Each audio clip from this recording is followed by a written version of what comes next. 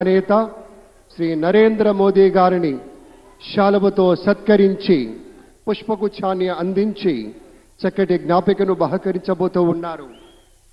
మనందరికీ ఇష్టమైనటువంటి రీతిలో ఏడుకొండల ప్రభువు యొక్క ప్రతిమను శతకోటి భక్తుల బంగారు గడపగా మనం కొలిచేటువంటి శ్రీ వెంకటేశ్వర స్వామిని ఇటు మన చంద్రబాబు నాయుడు గారు, అటు మన పవన్ కళ్యాణ్ గారు, మన గవర్నర్ గారు వారికి బహుకరిస్తున్నటువంటి శుభ సందర్భం.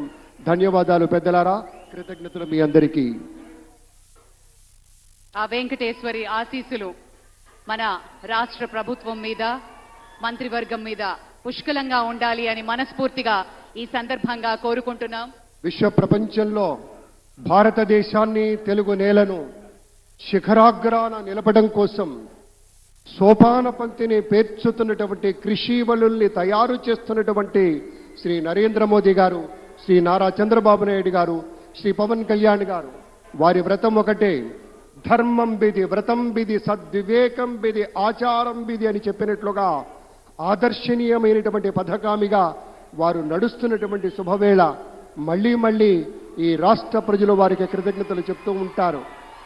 మన చంద్రబాబు గారు, మన పవన్ కళ్యాణ్ గారు ప్రత్యేకంగా కృతజ్ఞతలు చెప్పారు. అలాగే వేదికకి కుడివైపునున్నటువంటి ప్రముఖులు అందరి దగ్గరికి కూడా పేరు పేరున వెళ్ళి పలకరిస్తున్నటువంటి శుభవేళ. పద్మభూషణ్ మన మెగాస్టార్ చిరంజీవి, పవర్ స్టార్, అటు మెగాస్టార్